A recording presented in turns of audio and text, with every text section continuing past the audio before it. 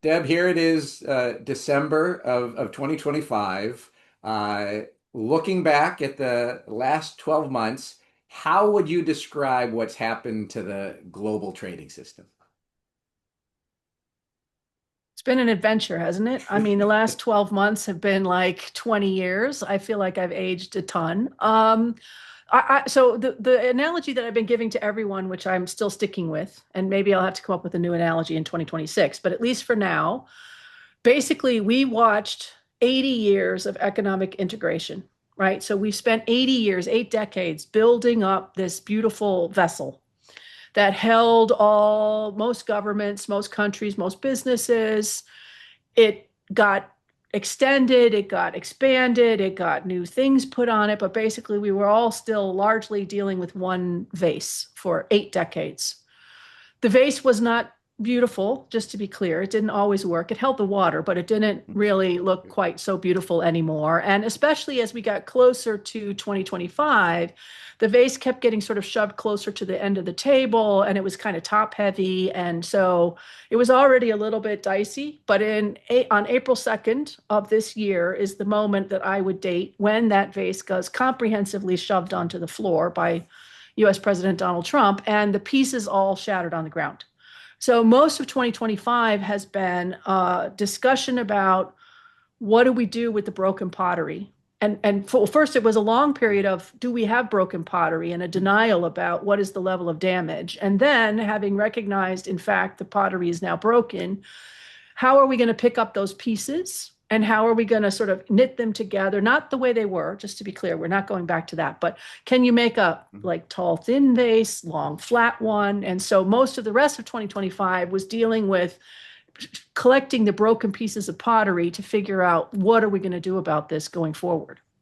And did any of this really, though, surprise you? I mean, like Donald Trump said that tariff is his favorite word in the entire dictionary. And it was very clear that when he was going to appoint who he appointed to his cabinet, that this is the way they were going to move forward. So yeah, he broke the system, but shouldn't we have expected the system to have been broken by him? Yes, and in fact, I think if we go back and look in time, both you and I were sounding the alarm as early as the end of last year, where we said, be careful, this is going to get really rough. It's going to get very dangerous. It will be very challenging. But I think most people tended to dismiss that, and they assumed that if there was going to be any tariff damage, it would be modest. So it would be, let's say, in the order of 5 or 10% maximum, with China maybe at 40. That was the expectation, which is why I think April 2nd landed with such an incredible force because those tariffs were leveled at up to 50% and against the entire planet, including uninhabited islands with penguins. And so people were they expected something, but they didn't expect the level of damage that they ultimately got. I think people expected some kind of rejiggering of this vase despite, as you pointed out, Mm. plenty of evidence that that's not where Trump was headed. But people thought he wouldn't do it. And if he wanted to do something quite so damaging, there would be other forces that would stop him. There would be, adults in the room. Mhm. There would be Congress that would say something. There would be a court system that would say something. Businesses would rise up. There would be some kind of complaint that would limit his ability to act however he felt like acting. And as it turns out, all of those guardrails were Mm. shattered, and we're all dealing with the consequences starting in the middle of 2025 and then going on probably for the rest of my lifetime, And, actually. and were you surprised that he was as successful as he turned out to be in what he tried to do? I'm not saying he was successful for the United States. That's a different question.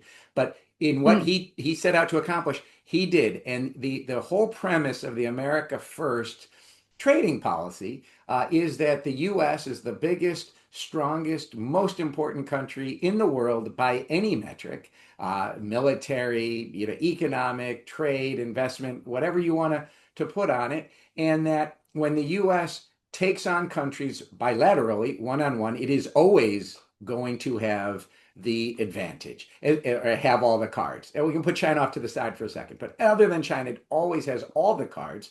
And that the way for countries to respond for that is to try and respond in a joint effort to keep somewhat of that multilateral system in place. Yet that didn't happen at all. Were you surprised by that?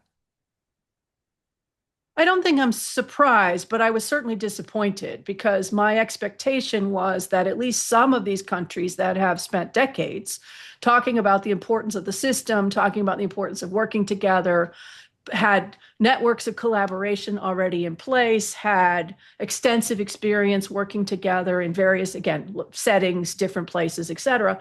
And yet none of it ultimately mattered because basically country after country largely caved to the administration and said, we will work bilaterally and we will not cooperate with others because we're worried about the consequences being worse for us if we cooperated and collaborated. And so as a result, almost no one actually stood up to Trump. And I would say, I think it's not just the rest of us that are a bit surprised by this. I think even Trump and his team have been surprised by the relative ease with which they were able to destroy the system and then claim victory. Now, of course, I would argue it's a bit of a Pyrrhic victory and that at the end it will cause lots of problems for the US and for others. But certainly in the short run and across 2025 or the second half of 2025, it looked like quite a stunning success for Trump's smash the global trading regime and rebuild it in his image set of policies. So where businesses and investors are today, what do they need to be thinking about in terms of lessons learned from the past 12 months?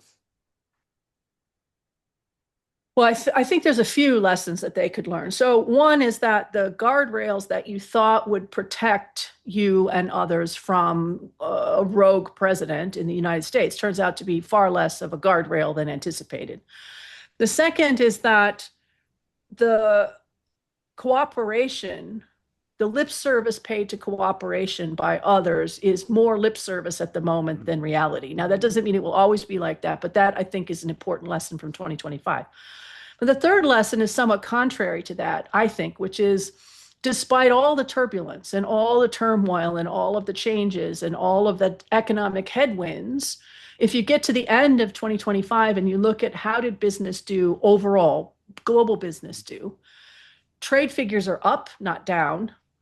Supply chains largely have functioned. Most customers, whether they're businesses or individuals, have received what it is that they wanted roughly when they wanted it. Now, they may have had to pay more for it.